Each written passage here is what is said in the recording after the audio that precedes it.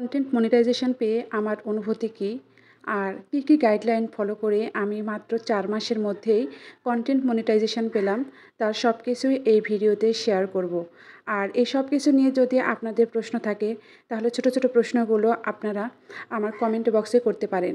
আমি সেই কমেন্টের রিপ্লাই ধরে ধরে আপনাদেরকে ছোট ছোট ভিডিও আকারে নয়তো রিপ্লাই করেই আপনাদের উত্তর দেওয়ার চেষ্টা করব। আসসালামু আলাইকুম এভরিওয়ান, সবাই কেমন আছেন? আশা করি অধিকাংশ মানুষই কন্টেন্ট মনিটাইজেশন আজকে পেয়ে গেছেন।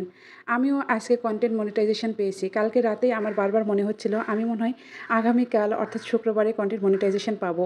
কারণ যেহেতু বলছিল যে 31 আগস্টের আগেই কন্টেন্ট মনিটাইজেশন অধিকাংশ মানুষকেই দিয়ে দেবে, আর তারপরে হয়তো ওনারা বেশ কিছু রুলস নিয়ে সামনে আসবেন।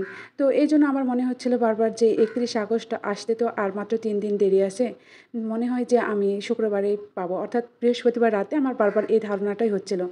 আর আল্লাহর রহমতে এই ধারণাটাই ফলপ্রসূ হয়ে সামনে ধরা দিল। মাত্র কয়েক মাসেই আমি আমার এই জার্নিটা আর এই কয়েক মাসের জার্নিতেই আমি সফল হতে পারছি। এটার জন্য আলহামদুলিল্লাহ, আল্লাহর কাছে লাখো কোটি শুকরিয়া। আপু এবং ভাইয়ারা, আমরা যারা এই প্ল্যাটফর্মে কাজ করতেছি তারা সবাই জানি যে প্রথমে পেজ বা প্রোফাইল যেটাতেই কাজ করেন না কেন, প্রথমে কিন্তু আমরা ফেসবুকের কোনো গাইডলাইনই জানি না বা জানার চেষ্টাও করি না বা মানি না। তবে জানার পরে যদি কাজ করেন তাহলে আপনার মনিটাইজেশন পাওয়াটা খুবই সহজ হয়ে যায়, যেটা আমার ক্ষেত্রে হয়েছে। আমি একটা পোস্টের মাধ্যমে বলছি যে আমি 2024 সালে একটা পেজ খুলছিলাম, তবে ওখানেও অনেক গাইডলাইন মেনেই কাজ করছি। যদি ওটা কন্টিনিউ করতে পারতাম তাহলে হয়তো ওটাতেও আমি মনিটাইজেশন পেতাম। যাই হোক, আমার পক্ষে 2টা পেজ বা 2টা আইডি চালানো সম্ভব না, তাই ওটাতে বাদ রেখে এটাতে কাজ করছি।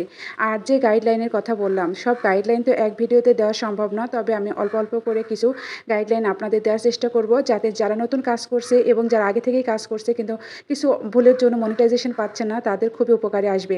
আপনারা কখনো যে ছবিটা একবার আপলোড করছেন সেই ছবি বারবার আপলোড করবেন না, অর্থাৎ 2বার আপলোড করবেন না।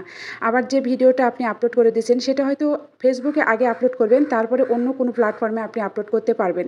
তবে আপলোড করার পরে গ্যালারি থেকে সেটা ডিলিট করার চেষ্টা করবেন, কারণ গ্যালারিতে থেকে গেলে পরবর্তীতে ভুলক্রমে আবারও আপনি সেটা আপলোড দিয়ে দিতে পারেন, আর তখন কিন্তু আপনাকে ফেসবুক কপিরাইট ইস্যু ধরিয়ে দেবে। যে সেটা নিজের যতই নিজের এডিট করা নিজের ভয়েসের বা নিজের অরিজিনাল ভিডিও হোক না কেন। আর কখনোই যে শব্দগুলো একটু অদ্ভুত শোনায়, ওড শোনায়, সেই শব্দগুলো সরাসরি লেখার চেষ্টা করবেন না, সেগুলোকে স্টার বা কোনো একটা চিহ্ন দিয়ে লেখার চেষ্টা করবেন।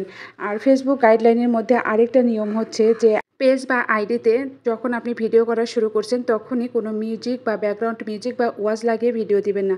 সবসময় চেষ্টা করবেন নিজের অরিজিনাল ভয়েসে ভিডিও মেক করার।